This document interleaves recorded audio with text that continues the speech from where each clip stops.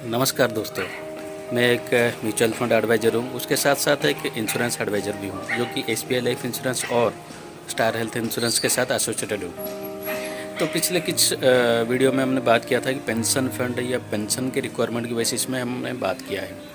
तो आज बात करते हैं क्या क्या ऑप्शंस है जो कि पेंशन फंड या फिर पेंशन के अरेंजमेंट कर पाते हैं। तो उसमें आता है एनपीएस, जो कि बहुत ही पॉपुलर है आज के डेट में, बहुत ही पॉपुलर है। और ये एनपीएस जो है 2004 में इंट्रोड्यूस हुआ था और उसको पब्लिक किया गया 2009 में। 2009 के बाद पब्लिक इसमें इन्वेस्ट कर सकते हैं 2009 के बाद। तो ये जहरा एनपीएस है और एक ईपीएफ है और पीपीएफ भी है। और आज के डेट में मतलब म्यूचुअल फंड में भी अरेंजमेंट कर सकते हैं या फिर पेंशन फंड के लिए इन्वेस्टमेंट कर सकते हैं म्यूचुअल फंड में। तो लेट्स डिस्कस। तो ये एनपीएस जो है, जो बहुत ही पॉपुलर है आज के डेट में, लोग उस एनपीएस तो अच्छी बात है। कुछ ना कुछ कोई किसी में भी अगर इन्वेस्ट करते हैं या फिर किसी भी ऑप्शंस में अगर आप इन्वेस्ट करते हो या फिर सेविंग्स करते हो अपने पेंशन के लिए, तो बहुत ही अच्छा बात है। एटलीस्ट ज़ीरो से तो अच्छा है। तो इसीलिए इन्वेस्ट करना बहुत ही बढ़िया चीज़ है, सेविंग्स करना बहुत ही बढ़िया चीज़ है। लेकिन उसके लिए कुछ क्राइटेरिया वगैरह जानने की ज़रूरत ज़रूर है। तो वो क्या है, एनपीएस में देखेंगे। अगर एनपीएस आप करते हैं तो ये 60 एज तक आपको पेंशन फंड में आपको इन्वेस्ट करना पड़ेगा, जो कि एनपीएस में आपको इन्वेस्ट करना पड़ेगा। और 60 एज के बाद आपको एनपीएस में पेंशन मिलेगा, ये एक बात है। और एनपीएस जो है, अगर एक मान लीजिए मैं अगर चाहूँ एनपीएस में आज ओपन करता हूँ कोई अकाउंट, और कल मेरा अगर इनकम बढ़ जाता है तो मैं और एक अकाउंट ओपन करना चाहूँगा, तो पॉसिबल नहीं है, अलाउड नहीं है। लाइफ टाइम के लिए एक ही एनपीएस अकाउंट हो पाएगा। तो ये भी एक मतलब ड्रॉबैक भी बोल सकते हैं। ईपीएफ में कंपनी या फिर कोई मतलब जॉब करता है, उस केस में उनको ईपीएफ में उनका कंट्रीब्यूशन वगैरह होता है। कुछ पर्सन एम्प्लॉई कंट्रीब्यूट करता है, कुछ पर्सन जो है एम्प्लॉयर कंट्रीब्यूट करते हैं। और ये सारा का सारा जाके डिपॉजिट होता है ईपीएफ ऑफिस में, और कुछ percentage of rate of interest इसमें ऐड होते होते ये आपका फंड ग्रो करेगा। ये ग्रो करने के बाद कितना पैसा मिलेगा आपको पेंशन में, उसका कोई गारंटी भी नहीं है। और कितना ग्रोथ भी आएगा, ये भी कोई गारंटी भी नहीं है, क्योंकि जो इंटरेस्ट रेट है ईपीएफ में डे बाय डे चेंज होता रहेगा।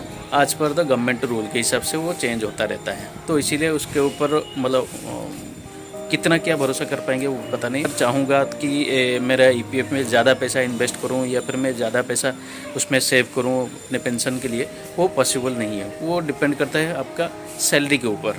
सैलरी कितना मिल रहा है उस हिसाब से बेसिक सैलरी जो है उसके ऊपर कैलकुलेट होता है ईपीएफ। तो ये रहा। और एक चीज़ है कि, और तीसरा चीज़ मान लिया पीपीएफ में क्या चीज़ है, पीपीएफ में 15 साल तक आप इन्वेस्ट करोगे, 15 साल के बाद आपको वो ड्रॉ करके आप मतलब पेंशन के लिए आप यूज कर सकते हो। तो ये एक पेंशन फंड का अच्छी बात है।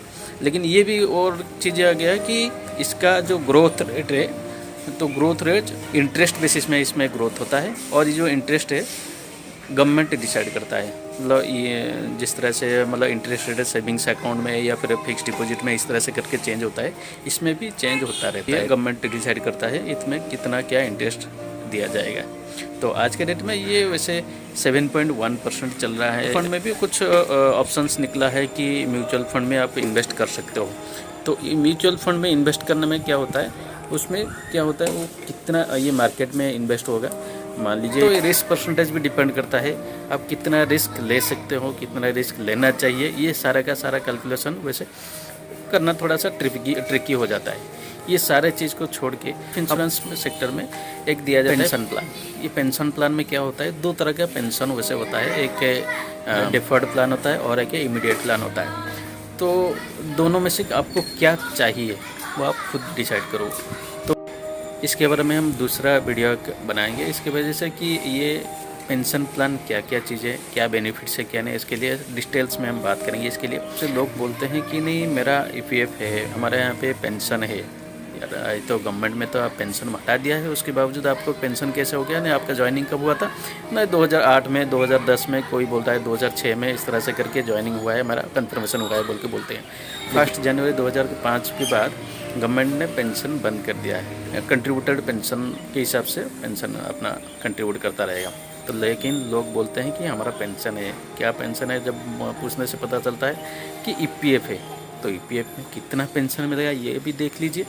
आपका जो भी कलीग्स वगैरह रिटायरमेंट किए होंगे या फिर जो भी पेंशन मिलता है उनको, आपके कलीग्स वगैरह या फिर दोस्त वगैरह या रिलेटिव्स वगैरह जो भी ईपीएफ से पेंशन लेते हैं, कितना पेंशन उनको मिलता है ये कभी चेक कर लीजिए। कि ऐसा नहीं हो कि आप अभी चेक नहीं करेंगे, बाद में जब रिटायरमेंट करेंगे तब ईपीएफ के भरोसे बैठोगे तो जो ईपीएफ में आपको पेंशन मिलेगा वो आपको सफिशिएंट ना हो, वैसा ना हो। तो इसलिए अभी से चेक करना अच्छी बात है। वैसे ईपीएफ में मिलते मिलते 4-5 हज़ार का करीब पेंशन मिलता है, जो कि आज के डेट में भी गुजारा करना बड़े मुश्किल होता है। और आगे मतलब 10 साल या 20 साल के बाद गुजारा करना कितना मुश्किल है आप खुद ही जानते हो इसके बारे में, क्योंकि इन्फ्लेशन डे बाई डे बढ़ रहा है। तो ये रहा ईपीएफ का। ये सारा के सारे चीज़ों का मतलब सोल्यूशन जो है लाइफ इंश्योरेंस में, जैसे कि मैं एसबीआई लाइफ इंश्योरेंस के साथ एसोसिएटेड हूँ, तो एसबीआई लाइफ इंश्योरेंस का रिटायर्ड स्मार्ट करके ये है। नाम में ही स्मार्ट रखा है तो इसीलिए आपको पता है कि ये कितना स्मार्ट होता है। तो रिटायर्ड स्मार्ट जो है इसके बारे में हम डिटेल्स बात करेंगे, और ये डिटेल्स जो बात करें नेक्स्ट वीडियो में बात करेंगे रिटायर्ड स्मार्ट के बारे में, और इसका क्या क्या बेनिफिट्स है इसके बारे में आगे हम बात करेंगे अगले वीडियो में। तो आज के लिए बस इतना ही। अगर आपके मन में कोई डाउट है या क्वेश्चन है, कोई क्वेरी है, आप कमेंट में लिख सकते हैं, कोई प्रॉब्लम नहीं। उसका सॉल्यूशन या फिर उसको एड्रेस करना ज़रूरी समझूंगा मैं। इसीलिए आप अपना जो क्वेरी है उसको आप कमेंट में लिख सकते हैं, और ये जो वीडियो है उसको लाइक और शेयर कीजिए। आज के लिए बस इतना ही। Thank you.